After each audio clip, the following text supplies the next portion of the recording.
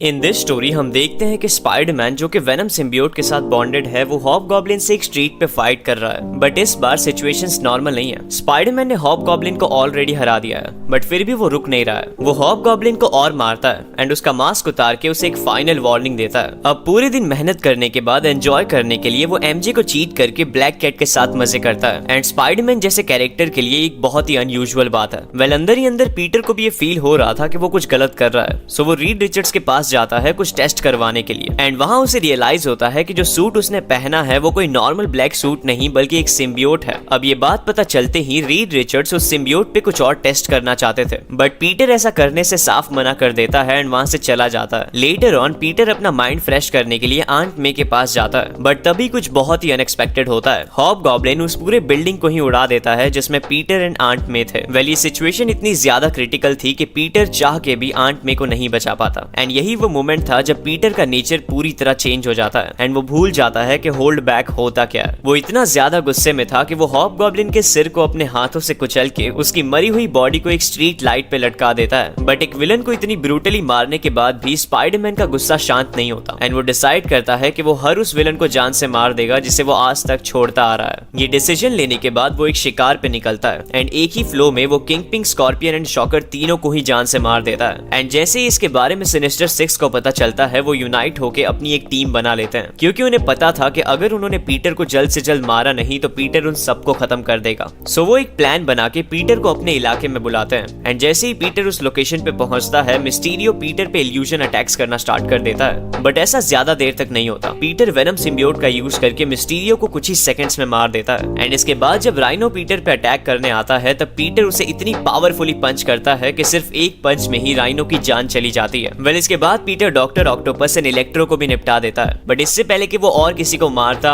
जे Jonah Jameson spider buster armour की मदद से पीटर को आग में फेंक देते हैं जिसकी वजह से वेनम पीटर से पूरी तरह अलग हो जाता है एंड पीटर बेहोश होकर जमीन पे गिर जाता है। अब जैसे ही पीटर को होश आता है वो जॉन जेमिसन से पूछता है कि क्या मैंने सबको मार दिया एंड जॉन जेमिसन उसे बताते हैं कि हाँ तुमने सबको मार दिया। वेल ये सुनते ही पीटर को बहुत ज्यादा बुरा फील होता है क्योंकि वो कभी भी ऐसा नहीं करना चाहता था। जो ब्लैक सूट उसने पहना था वो पीटर से ये सब करवा रहा था। अब पीटर एंड जॉन जेमिसन वापस न्यूयॉर्क जाने लगते हैं एंड उनके कार के पीछे हम वेनम को देखते हैं जो आग में जलने के बाद भी जिंदा था। अब जैसे ही वेनम न्यूयॉर्क सिटी पहुंचता है वो फैंटास्टिक फोर के हेडक्वार्टर्स बैक्स्टर बिल्डिंग को टारगेट करता है एंड कुछ ही देर में वो उस पूरी बिल्डिंग को अपने कंट्रोल में कर लेता है एंड ये इंसिडेंट इतने बड़े स्केल पे हो रहा था कि एवेंजर्स को भी इसके बारे में पता चल जाता है and captain America, Spiderman and human torch को बैक्स्टर बिल्डिंग में जाकर इन्वेस्टिगेशन करने के ऑर्डर्स देते हैं। बट जैसे ही ये दोनों बिल्डिंग में घुसते हैं अचानक से ही द थिंग आके पीटर को जमीन में गाड़ देता है। अब पीटर को इस मोमेंट पे पता चल गया था कि अगर उसने होल्ड बैक करने की गलती की तो द थिंग उसे कुछ ही सेकंड्स में जान से मार देगा। सो वो अपनी सारी जान लगा के द थिंग पे अटैक करना स्टार्ट कर देता है एंड वो जैसे तैसे करके द थिंग को नॉकआउट करता है एंड उसे लिटरली बैक्स्टर बिल्डिंग के बाहर फेंक देता है। इस मोमेंट पे वेनम इतना ज्यादा पावरफुल बन गया था कि वो बाहर खड़े एवेंजर्स को भी अपने कंट्रोल में कर लेता है। अब पीटर इस मोमेंट पे अपनी पूरी कोशिश कर रहा था उस तरीके को ढूंढने की जिसका यूज करके वो वेनम को हरा सके एंड फाइनली उसे एक ऐसा डिवाइस मिल जाता है जिसका यूज करके कोई भी अपने फेस के लुक को चेंज कर सकता है। सो वो जल्द से जल्द ह्यूमन टॉर्च को अपने लोकेशन पे बुलाता है क्योंकि पीटर के पास एक प्लान था। अब इसके जस्ट बाद पीटर वेनम के पास जाता है एंड उससे कहता है कि अगर तुम in Avengers end fantastic four को जाने दोगे तो मैं एक और बार तुमसे बॉन्ड होने के लिए तैयार हूँ। बट ये सुनते ही वेनम रीड रिचर्ड्स को ऑन द स्पॉट ही जान से मार देता है क्योंकि वो पीटर के साथ बॉन्ड तो होना चाहता था बट वो एवेंजर्स एंड फैंटास्टिक फोर को जाने नहीं देना चाहता था।